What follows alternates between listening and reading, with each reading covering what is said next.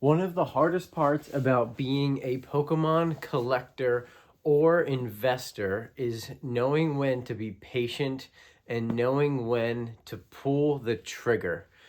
Welcome back to another episode of Krabby's Cards. My name is Sebastian. The Scarlet and Violet era started in 2023, and it was as dead could be. Booster boxes were going for about $100 or less. Everybody hated the silver borders. Everybody hated the new Pokemon. And for a solid year, maybe year and a half, Scarlet and Violet was deemed the worst era ever. It's uninvestable. It's not collectible. Wow, how times have changed. The sentiment of Pokemon is an amazing thing to look at over time.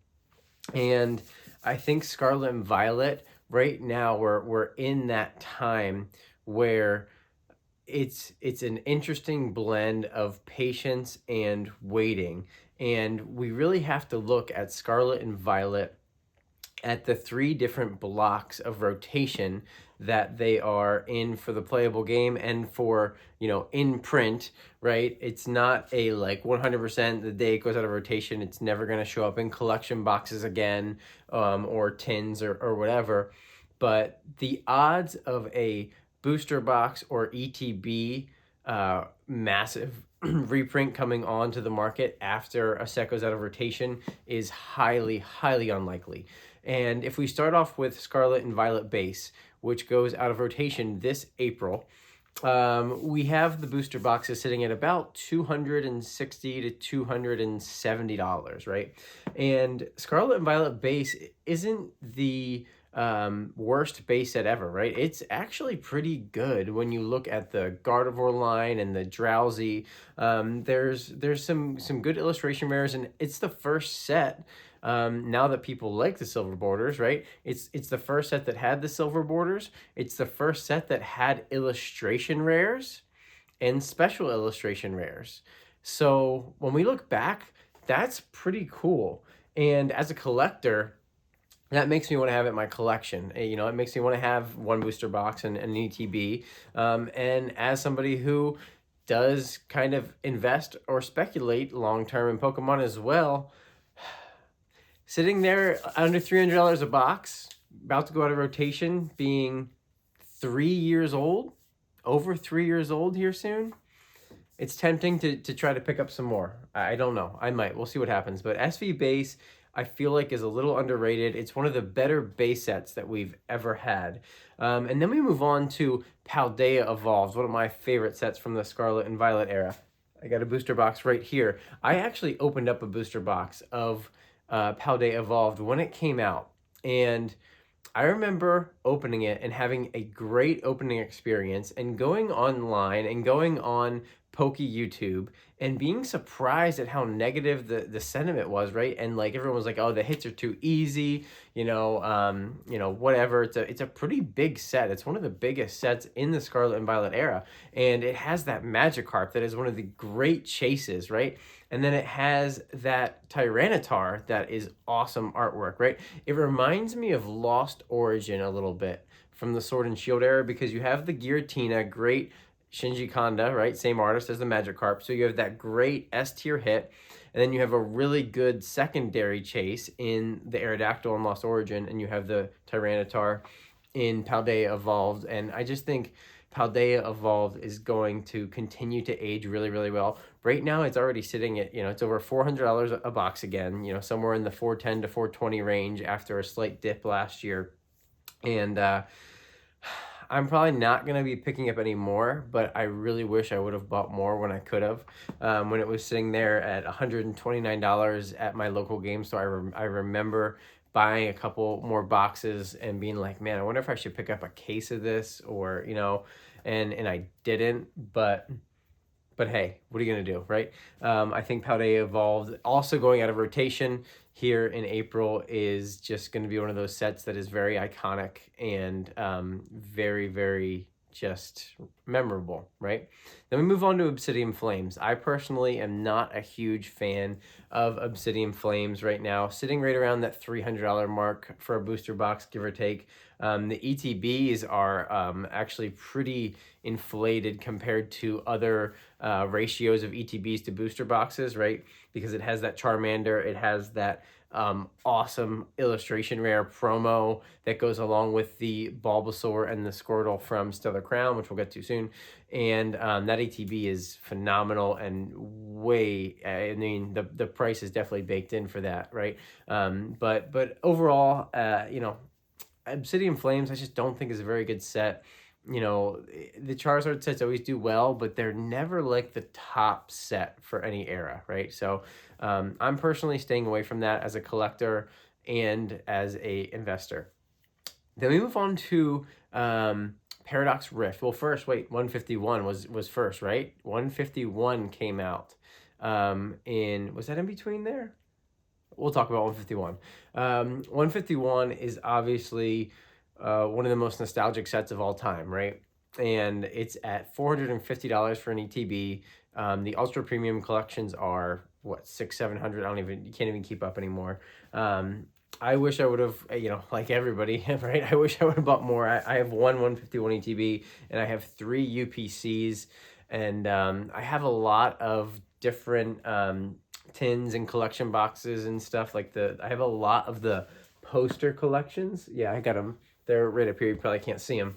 I probably have about 10 of the poster collections. I bought a bunch from TJ, Pokepaster TCG. Shout out to TJ. He has an awesome TCG player store, and sometimes he buys out collections of sealed stuff and puts them on his site for like 5% under market. So I remember picking up like 4 or 6 from him a few months ago, and you can't have enough 151, right? I mean, I'll if you get a deal on 151, take it. It's not getting any cheaper, and it goes out of rotation in April as well. So now the last mainline set that goes out of rotation in April, Paradox Rift. I love Paradox Rift.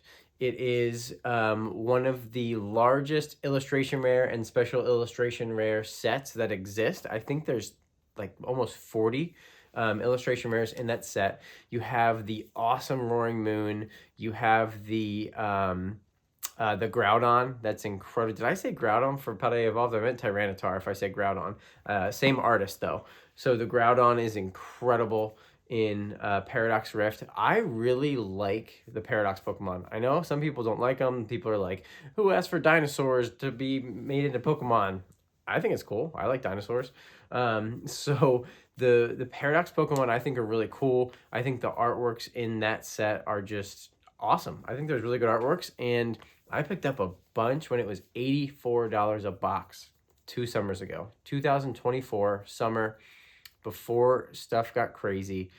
I bought, I don't even know how many boxes I have out. I'd have to count, but my LGS had them for $84 a box because nobody wanted them. Distribution was trying to get rid of them. And yeah, I picked up, every time I was there, I'd pick up a couple more boxes because it was just like $84. I was just like, this is too cheap, and I really like the set. So and I ripped a bunch of it too. It's a lot of fun. So that's Paradox Rift, and then the last set to go out of rotation this April is Paldean Fates. Paldean Fates right now, got a box right here sitting at about $300. Man, I picked up some booster bundles a few months ago. I'm probably not going to be picking up any more, but I mean, as a collector, I would love to probably pick up some raw cards. The Bubble Mew is going to be probably the most iconic card of the Scarlet and Violet era. It's going to be the Moonbreon. It's going to be the Lovebirds of the Scarlet and Violet era. I really think it will. I don't think Magikarp doesn't have a strong enough following.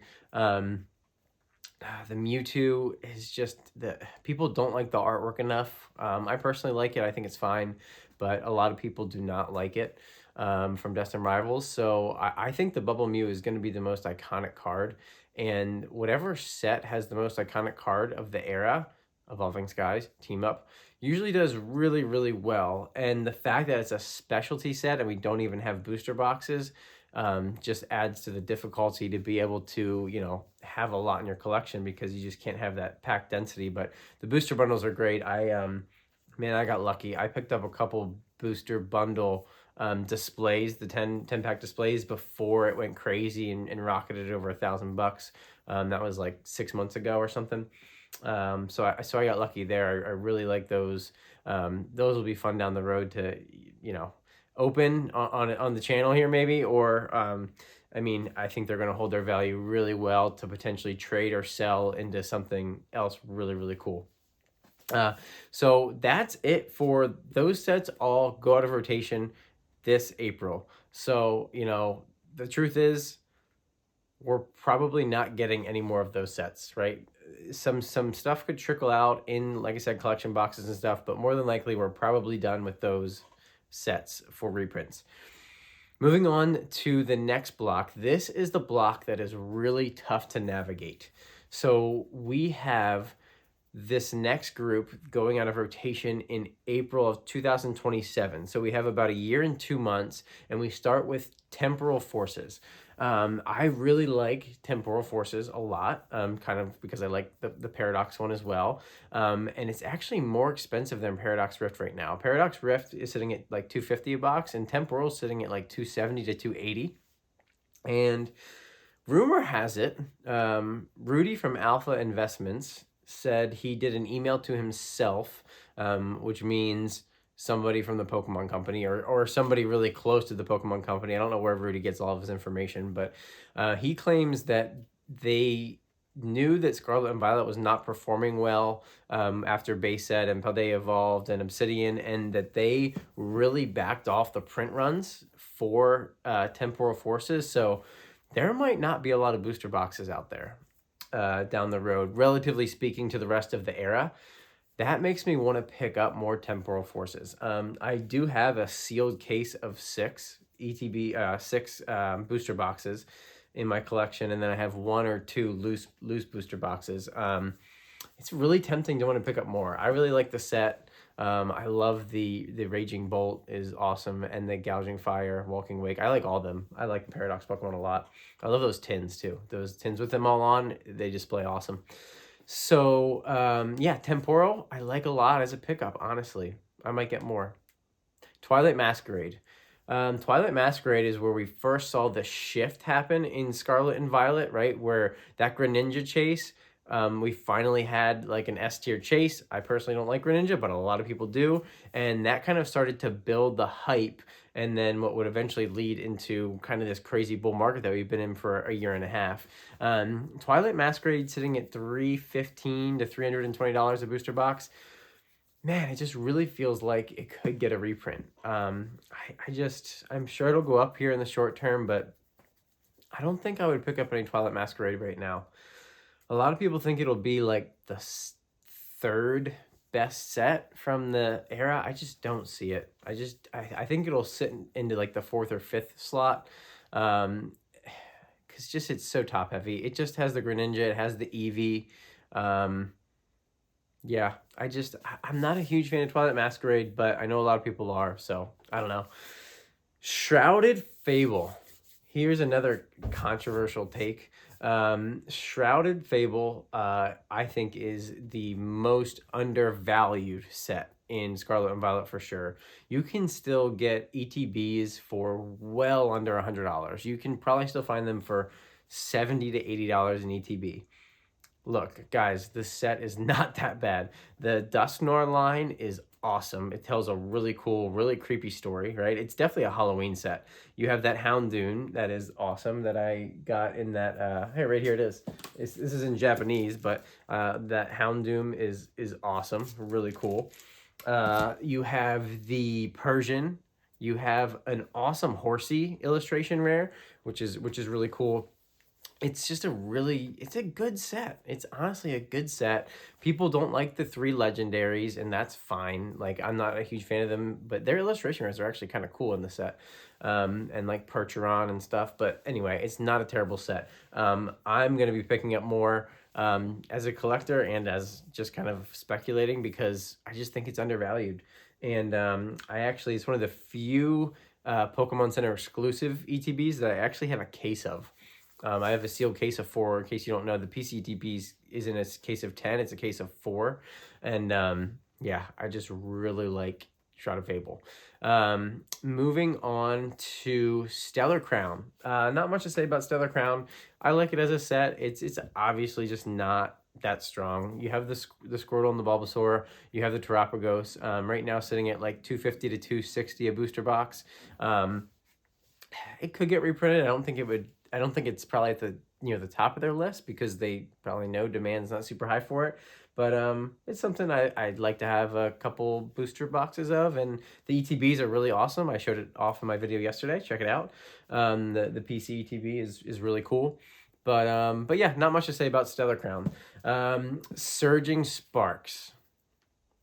Yeah, Surging Sparks is one of the best sets, if not the second best set in the Scarlet and Violet era. It is so deep. It's not just the Booty Chew. You have the Milotic, and you have the oh my gosh, I'm forgetting the name. But Surging Sparks is a really deep set and has a lot of good artworks, and I think is going to be beloved for a long time and open for a long time on streams. Kind of sitting at 250, 240, 250. We just had a Pokemon Center drop. It was bundled with like a Battle Academy, but a lot of people picked that up, and I think it dropped the price. But Surging Sparks, it came out of the gate hot and has kind of just been really flat. But it's something that I would like to have a decent position in, both as a collector and an investor, because it's just a good set, and it's Pikachu. So, yeah. Prismatic Evolutions. I mean, I don't know if they've printed a set more than they've printed Prismatic Evolutions in the last 5 years. Like, there's been a nonstop flow of Prismatic Evolution products coming out nonstop, and it just gets gobbled up so quick. Every single live streamer, every rip and shipper says it's their #1 seller every single month after month. And when some of these streamers that share their numbers, go watch their videos about how many packs of Prismatic they've ripped in 2025, it is crazy. It's like tens of thousands of packs, all of them. So Prismatic is just ripped so much. And the booster bot, or the ETBs are sitting right around like $140 to $150 right now. I have 7 or 8, I think, and then I have a bunch of Prismatic different collection boxes and tins and all kinds of different stuff.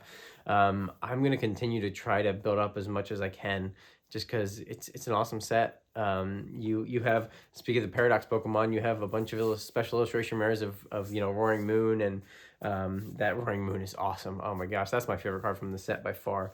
But it's an evolution set. It's gonna be loved forever. You have the God packs, right? It's like, it's the first true God pack in English, so it's gonna do really, really well. But yeah, that's Prismatic, and then that ends the second block of Scarlet and Violet.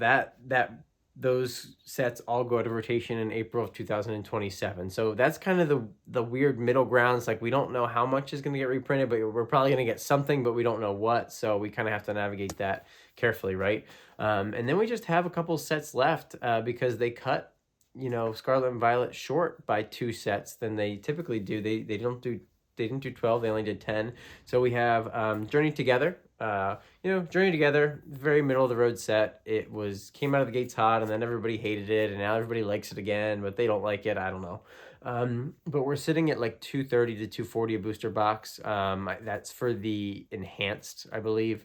That's confusing with the enhanced and the non-enhanced, and some people think that the one without the promo might hold more of a premium because they printed less of them, or they were European exclusive or something.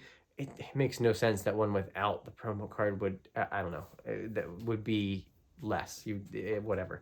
I'm not a huge fan of Journey Together. I have 1 booster box and 1 ETB, one PC ETB.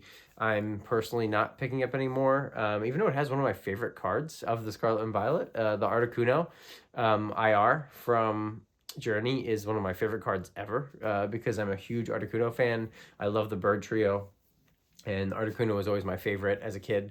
So I love that card. I have 2 copies of it. Shout out to my friend Jesse who gave me one. And I'd like to actually get a couple more copies of that card just because I like it so much. But Journey Together, Destined Rivals. I talked a lot about Destined Rivals 3 or 4 videos ago. Go check it out. The comment section is wild in that video. It was a lot of fun. I am staying far away from Destined Rivals at $550 to $600 a booster box, and whatever 200 plus, 250 plus for an ETB. I just really think that we're going to get a lot of Destined over the next 2 or 3 years. You know, with this stuff not going out of rotation, you know, Journey and Destined not going out of rotation for 2 years.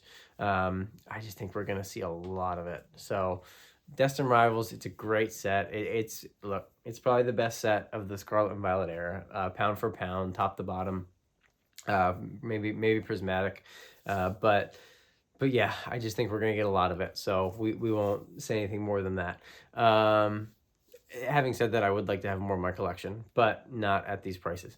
Last but not least, Black Bolt and White Flare. I am a huge fan.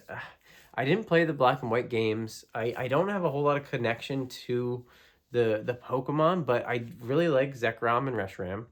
And the artwork of the cards, their special illustration rares and their full arts are phenomenal. And I just think those sets are going to age really well because they have 156 illustration rares. They're so deep. The kids that grew up in that era are still young, right? Most of them are probably in their like 20s and may not have gotten back into the hobby yet. Like, it's possible in 5 to 10 years when the kids that grew up with the Black and White era are in their 30s and have stable jobs and come into money, that they go back and just crush those sets. So you know, the ETBs right now are sitting like 80 for White Flare and like 85 to 90 for Black Bolt. I like the booster bundles a lot. I'm going to be picking up a lot of Black Bolt over the next few probably years, right? Again, it's in print for a long time, but I just really like Black Bolt a lot. The ETBs look really cool. I got a couple of PC ETBs of both White Flare and Black Bolt, and I just think I think it's a great set. So, but yeah, that's Scarlet and Violet. It's an interesting era. It really is, because of it was, you know, like, it was cut short. It was so hated at the beginning and then so loved by the end. And then, you know, now we're in the Mega Block, and we're gonna see how long the Mega Block lasts, because we really don't know. We assume it's gonna end at this year, and then they're gonna go into Gen 10 Wind and Wave allegedly in the, you know, January of next year, but we don't know for sure. We'll see what happens. So, but anyway, this was a longer one than I anticipated today, guys. Thank you so much for watching. If you're still here, drop me your favorite Scarlet and Violet set in the comments and why. Krabby's Collector Corner pick of the day: Build and Battle Stadium Brilliant Stars. I'm a huge Brilliant Stars fan. I'm telling you, if you have a choice between a Destined Rivals and a Brilliant Stars booster box, please pick Brilliant Stars. These Build and Battle Stadiums are cool. You get the two little Build and Battle decks in there that each have 4 packs, and then you get another 4 packs. So there's actually 12 packs in here, which is pretty cool. So you get more packs than an ETB, and it's smaller than an ETB, actually. I picked this up a long time ago. Like, when it first came out, I picked this up in my LGS and kept it sealed because it's just really cool, and I like it. So, but all right, thank you so much for watching. I appreciate all of you who watch the videos, and we will see you. Enjoy the Super Bowl, and we'll see you. We're excited for the commercial, the Super Bowl commercial. I'm excited to see what they drop. We'll talk about it tomorrow. All right, everybody, have a great day. Peace.